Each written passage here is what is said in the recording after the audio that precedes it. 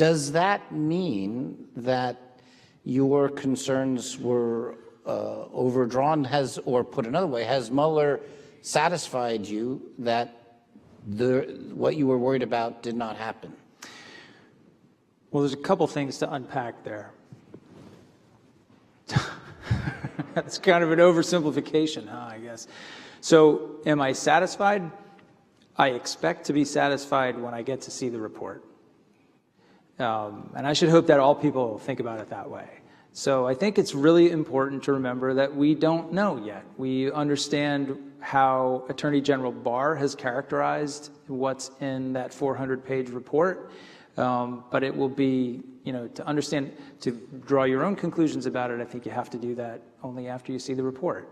The fact, if you split those two things out, the fact that Director Mueller has supposedly concluded that he found no evidence of collusion, so he didn't find enough evidence to indicate the existence of a conspiracy at the level that you would need to bring some sort of, a federal charge. Does that mean we shouldn't have investigated it? Absolutely not.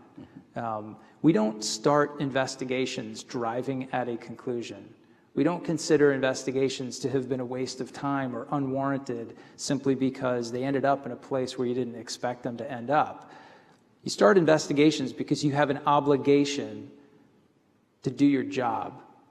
And our job at that moment, when we have that articulable suspicion, is to conduct the investigation to ensure that we and the Justice Department, and maybe in some circumstances the world, will know if, in fact, that threat existed. And it's just as valuable to be able to say, no, it didn't. Well, let me just ask, when we talked about the Comey report during the campaign about the server, you said in hindsight it was not a good thing to have so much of the internal dirty bits, aired, dirty laundry aired, because of the way it contributed to toxic atmosphere. Would that same logic not apply now? We don't want to see the contents of the report if we're satisfied that the executive summary says there was no collusion, then we don't need to see the underlying evidence? Well, to be clear, my hindsight concerns about our decisions in July over the Clinton email case are, one, the Bureau should have probably stayed in its traditional role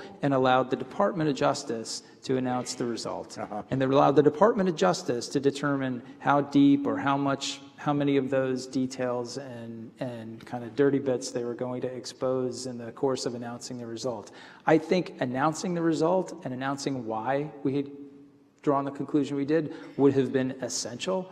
I think it probably just would have been better for the FBI if the department had done it. Would it have been accepted any better if DOJ had done it? I don't think so.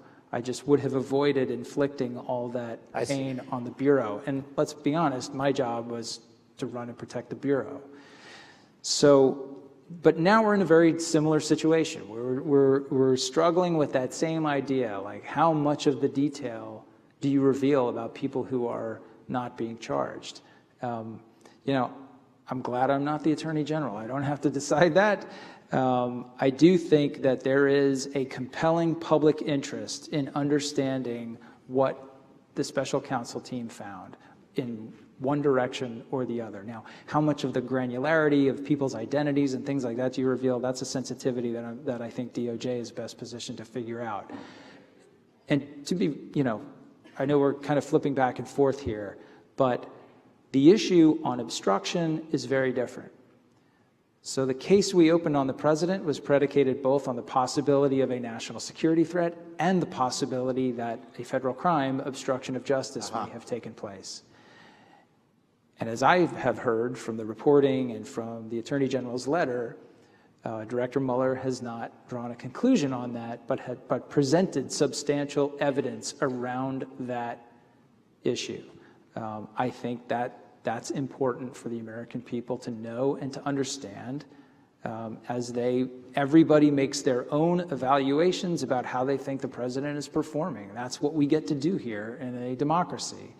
And I think that's relevant, important information about not just any citizen, but the President of the United States. I think the stars are aligning in the direction of compelling public interest.